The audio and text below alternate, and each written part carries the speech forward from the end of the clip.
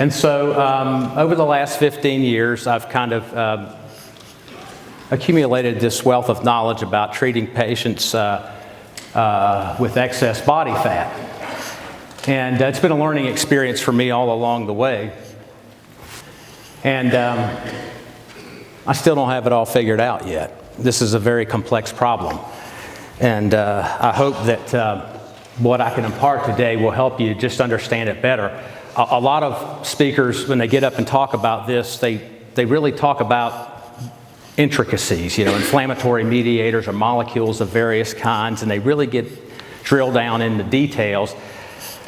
And in my clinic every day, I find that going over very basic concepts and drilling down on those tends to be the best avenue for most people.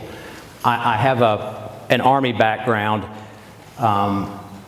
and when I went to basic training way back in 1986, I was a bright enough guy, and I just couldn't understand why my drill sergeants kept making me repeat the same things over and over again. It was like, shoot, communicate, move. Like, I don't have to say it 1,000 times to understand it. But it was years later that I came to the understanding that when the pressure's on, that's actually what you really do. And it's the same with a lot of things in life, you see. So when you talk about dieting and losing weight and that sort of thing, or eating a certain way, knowing your basic concepts and sticking to those and being really good at them is the name of the game. And even though shoot, communicate, move may be a combat type thing, when you're talking about lifestyle, it's now late September and Halloween is coming and Thanksgiving is coming and Christmas is coming, and the pressure will be on. And you're going to see how good you are at doing the basics, right? Because people are going to try to tempt you to do other things. Do I aim this way? Oh, there we go. Okay, yeah, all right. Look at that. Okay, so 10 fundamentals in the treatment of obesity. So the first thing to remember is that obesity is a disease. Now, you may have heard this, but it's really important because I think that as a society and as a medical community, we have always, and still do in many ways, think of it as a character flaw. Just why don't you eat less and exercise more, you see? But to me, I think the thing that I have to continue to explain to people who say they understand this is that it is a disordered biology. And so it's not like people wake up in the morning and say, you know what, I just want to eat an entire red velvet cake today. Just so that I just want to gain some weight, man. I want to gain some excess body fat. I want to do this. This is my goal in life, right? Now, there's a biology behind it, and when you start looking at the chemistry of the way your body works, it's disordered, and that's what's driving it. So it's not really a cosmetic issue. The other thing to realize when you're talking about obesity as a disease is that it's chronic. And so that even if you get it under control, it relapses, right? It can come back. It doesn't mean that you're going to, okay, I'm going to lose a certain amount of body fat and then this problem is solved, right? No, it's not solved. The biology is still abnormal and it's going to come back if you don't pay attention to it. So one of the things you're going to hear me say later is I'm always telling patients the finish line is the grave. I don't get up and say, well, you're going to try this way of eating, and you're going to try it for a short period of time, and it's going to work, and then you're going to presumably go back to eating the way you were. No, that's not how it works. You got to be in it for the long haul. You got to be in it to win it, and because it's going to come back if you don't. All right, I've mastered the clicker. All right. The second fundamental, obesity is characterized by excess body fat. Casey, could you hand me that bottle of water right there that's next to my bag? I purposely didn't drink much water today because I had a long drive. I didn't want to have to stop and urinate every 30 minutes. Mouth is dry.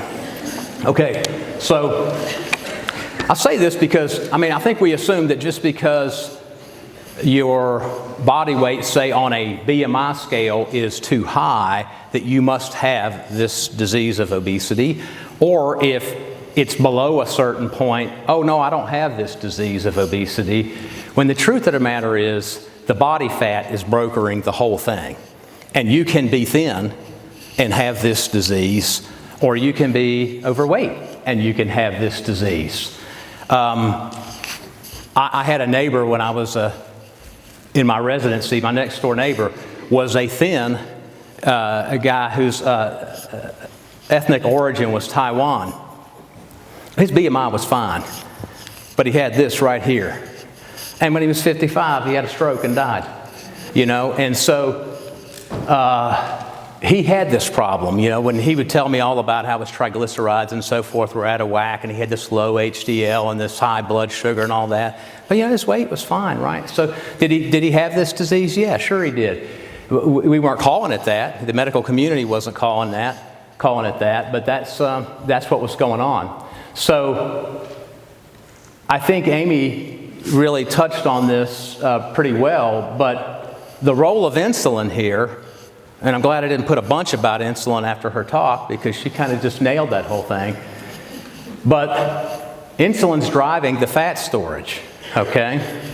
And if you're going to get to the origin of the disease, in my opinion, you got to start dealing with that. And once you deal with that, you can correct a lot of problems. Now, I want you to think of obesity and all of this as a disease of body fat. Your body fat is an organ. So we all think about your heart or your liver or say your skin, what they call the integument, as an organ. Just think of your body fat as an organ unto itself. It's not just an insulator. That's what people kind of have always thought. Well, it's there for insulation. No, it's really metabolically active.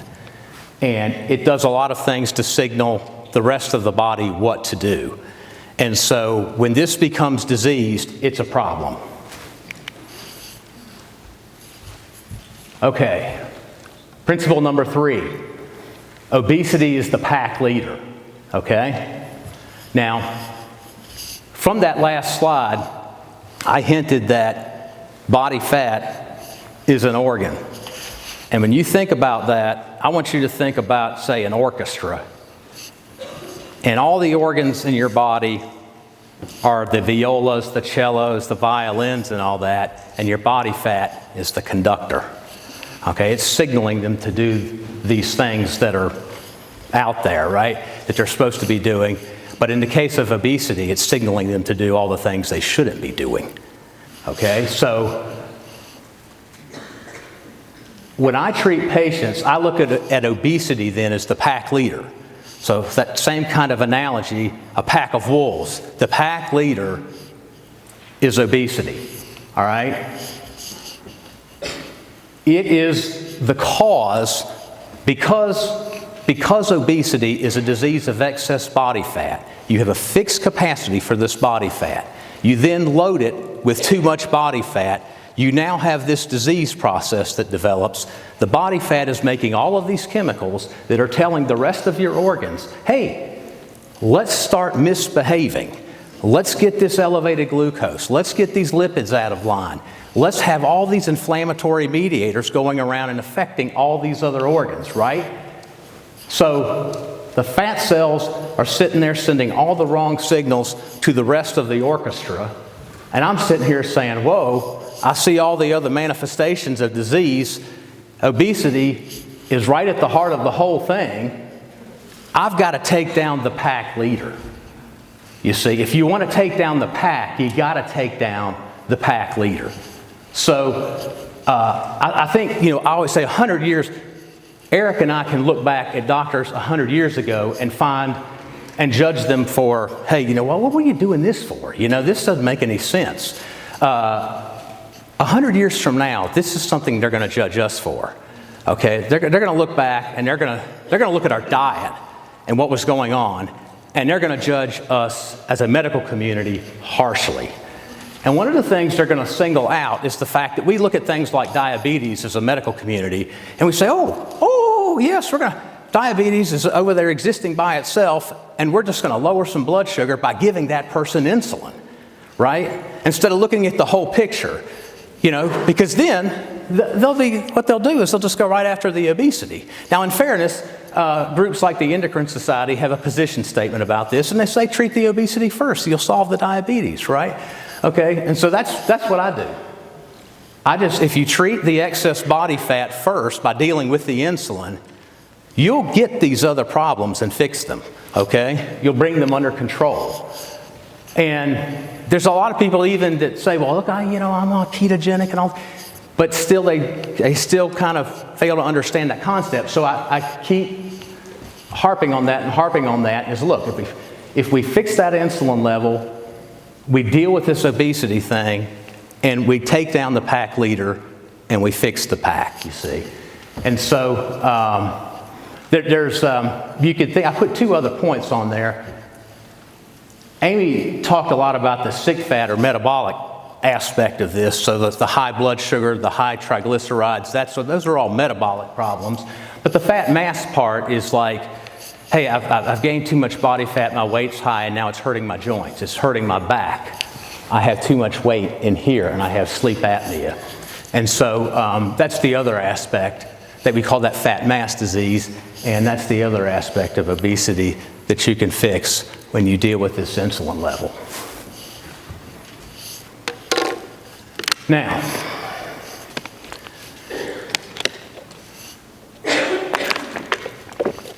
the first thing I try to teach people is you have to deal with sugar, okay? I put a picture up there. I can't believe. I know I'm in a Baptist church. I was in an establishment known as the ABC store not too long ago. And I'm always enamored by the things that are in there. And one of my pet peeves, my staff hates me for it, but I just think that the idea of pumpkin spice is a gigantic psych job on the American people to fire a bunch of sugar down their throats to produce disease. And so I hate it. The Pilgrims weren't eating pumpkins, and there was no pumpkin spice, and all of that other stuff is just a hoax, okay? The Pilgrims were killing animals and eating them, okay? And they didn't have refined sugar, so what they were eating, if you've ever tried eating a pumpkin without any refined sugar, it's nasty, and you wouldn't eat it. So I'm over by the checkout line, and this thing catches my eye. And that is a pumpkin spice liqueur, the picture that you... And I thought, man, it's even made its way into the liquor store now. It's at the coffee shops and everything. It's in the liquor store. And the thing about the liquor is I guess they're exempt from the normal food labels because they don't have to put it on there what's in there. And I immediately turned it around to see if there was anything on there. Is there anyone in here who thinks that didn't have a bunch of sugar in there? Right. Okay, so the point is you gotta look for sugar everywhere because it's addictive. When you look at the different forms of sugar, they act on addiction centers in your brain. And so I always say it's toxic to every cell in your body, not just your teeth, right? The dentists have been saying, hey, look, it'll rot your teeth. I always say it rots every cell in your body, right? So if from that aspect, if you'll think of it as being toxic, the second thing is it's absolutely addictive. It's absolutely addictive. And so when I see patients, we have this intake form, and it asks a lot about what they're eating. And question number 18 is, what do you crave? In 15 years, I've gotten 3 offices, about 30,000 patient charts now. And 90% of them on that question, it's sugary things. And so I jokingly say, well, how come no one puts down celery?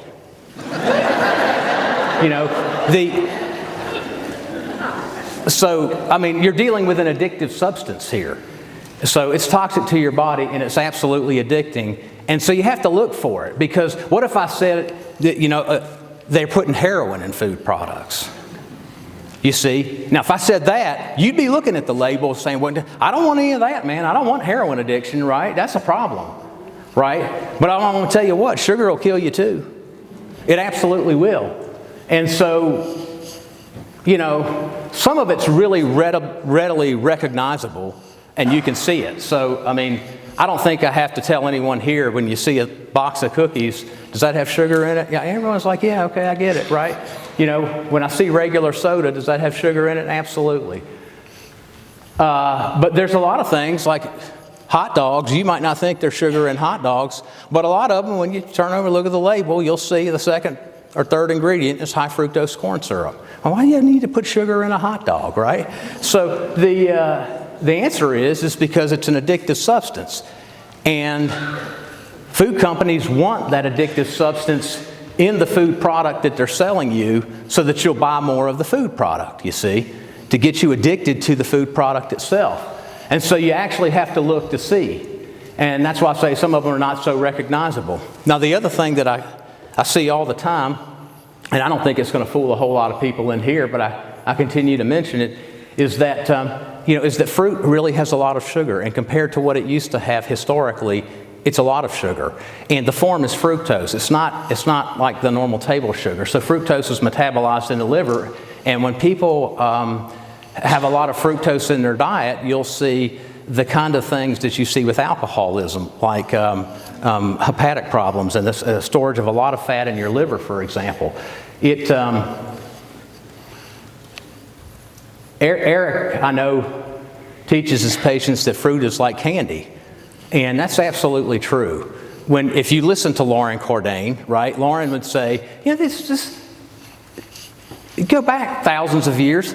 They didn't have all this genetic modification of seeds, seed lines and stuff to produce all these sweet varieties of fruit. They weren't growing fruit in orchards for the purpose of human consumption. People were eating animals. And they might eat some things that were growing if there wasn't a famine, but they never grew fruit. And if they couldn't get the previous two things and they had nothing else to eat and they were going to die, they'd go out and forage for some fruit and eat it as a measure of last resort. So this idea that fruit is healthy for you and all of this other stuff is just a very recent historical development.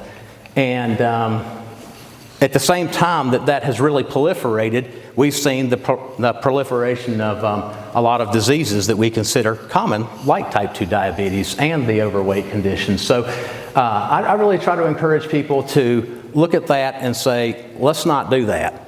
And if you're going to do it in a very, very measured fashion.